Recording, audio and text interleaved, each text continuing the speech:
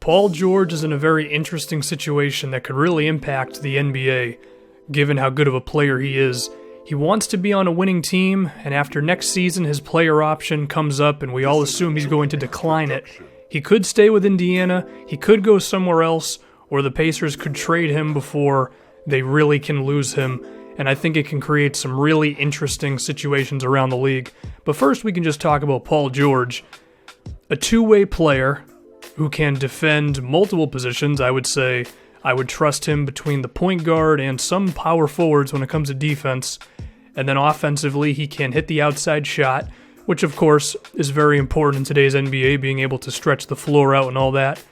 But he can also create his own shot as well, and we've seen Paul George enter the league as a role player and just keep on progressing season after season to the point now where, depending on who you're talking to, he might still be a top 10 player.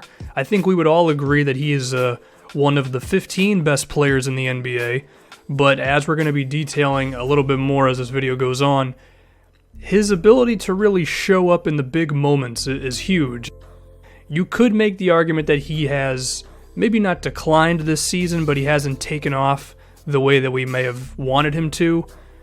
I mean, I think the team around him is not exactly ideal. I also think there could be a little bit of lack of motivation just because he's on a 500 team right now with the Indiana Pacers. I mean, NBA players are humans too. I have to imagine they're not going to go balls to the wall all the time when the team around them just isn't the best. But I also think we have seen Paul George in some big game situations, big series situations, and he's been fantastic as well. And the funny thing is, you could make the argument that he's never really had like another big-time player next to him. Quality players, sure. I mean, those Indiana teams that were challenging the Miami Heat, I mean, Lance Stevenson was a nice offensive player. David West was a guy who could play off of a star. George Hill was good. And you could say the same thing about this Indiana team now. I mean, Miles Turner is an exciting young player, and Jeff Teague knows what he's doing offensively, and Thad Young has improved on his outside jumper. But I think Paul George has really been asked to do a lot for the Indiana Pacers ever since he became one of the better guys in the league. And I think you could see, as this thing goes and some of the teams that could be interested in him, he would be paired up with some other star players. But I was mentioning before just how big he's been in moments, especially like in the playoffs. Remember those Indiana Pacers teams I mentioned before that were going up against LeBron James? They pushed him to a Game 7, and we all remember some of the big shots that George hit in that series. LeBron respected it too. We remember the high five. And we all kind of saw Paul George become a big-time player within that 7-game series against the Miami Heat, and I do think that same guy is still in there. You just might not see it every game in the regular season. And then hell, even just this previous year, the first round against the Toronto Raptors, I mean, the Raptors were the 2nd seed, the Pacers were the 7th seed, barely got in there, and Paul George was by far and away the best player in that series. He nearly carried Indiana to what would have been a huge upset over a team that won around 55 games, if I'm not mistaken. I mean, DeMar DeRozan as well as Kyle Lowry were just shells of themselves, and George, he had like 27 points, 5 assists, very efficient from 3 and the field. He's a guy who shows up in the big moments, and I think being on a team that is consistently in those moments, I think we could see Paul George rise up to some ridiculous levels.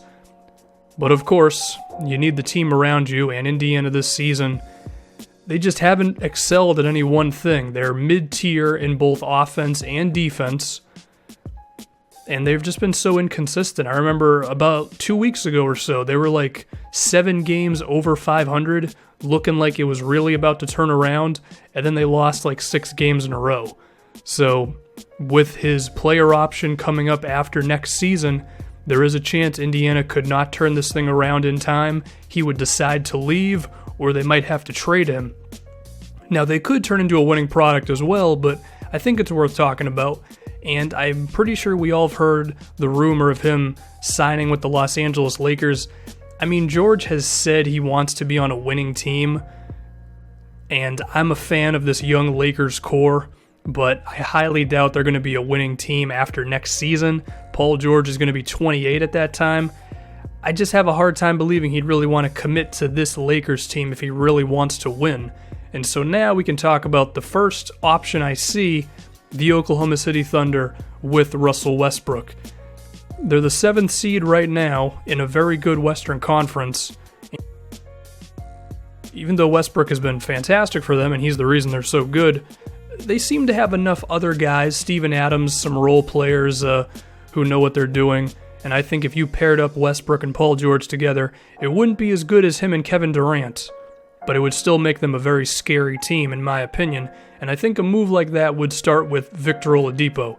Here's the thing for the Thunder. You could argue that this would be a risk, trading a guy on a 5-year deal for Paul George, who would be on a short contract. But you're already over the cap once the salaries come in for this team. Your only means of really improving is going to be through a trade.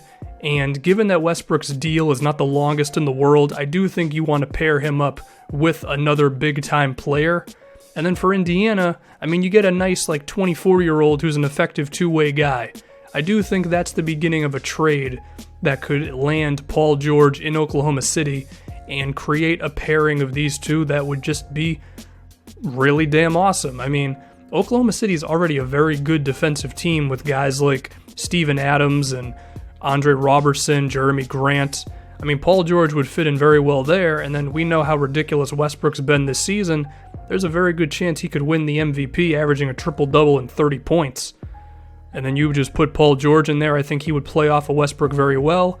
And then hopefully that big game PG-13 could really come out consistently. I mean, who knows how good those two would be against the rest of the Western Conference, because I think the one thing that Westbrook really needs is another guy to command attention from the defense like that, and Paul George would definitely fill that role. And then once again, we can talk about Oladipo. I mean, in a perfect world, you can just keep Paul George if you're the Pacers, but once again, that player option's coming up. They're not that great of a team right now. He wants to be on a winning one. It could happen, man, and if they made that move, I mean, Miles Turner and Oladipo is a pretty decent starting point for a rebuilding team. And then, of course, there's always the Boston Celtics. I don't want to talk about this too much because you already know what the hell I'm going to say. They have the Brooklyn picks. They have Jay Crowder. They have Jaylen Brown. They have Avery Bradley. There's Marcus Smart. There's a lot of tradable assets here, and if they really want to try to elevate themselves to the Cleveland Cavaliers status, then you would make the move for Paul George. That's about all I'm going to talk about there because, I mean, it's been beaten to death. It really has.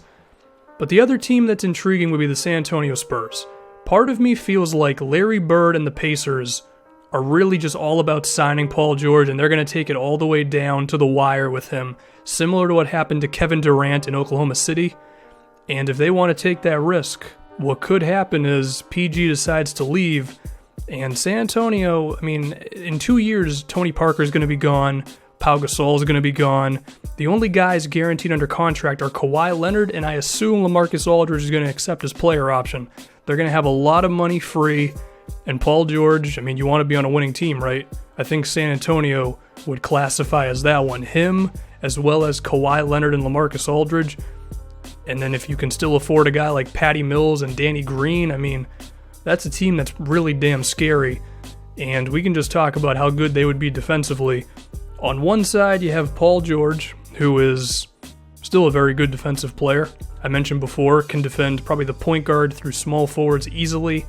And then there's Kawhi on the other end. I mean, what I immediately think of defensively is kind of like Michael Jordan, Scottie Pippen. Not that good, but a similar thing where you can't really make any too daring of passes because there's a decent chance it's going to get stolen. And then, of course, both of them can defend their positions very well. And then offensively, they both can do everything. They both can create their own shots. They can hit from outside. They can finish at the rim. Kawhi's got a post-up game. I think those two together could be really just a terror for a majority of NBA teams. So those are just a couple teams I think of. The Oklahoma City Thunder, San Antonio Spurs, the Boston Celtics. A couple of teams that could go after Paul George. It's an interesting situation. Does he decide to stay? Does Indiana become a winner? Does he go somewhere else in free agency? There's a lot of options. We're going to have to wait.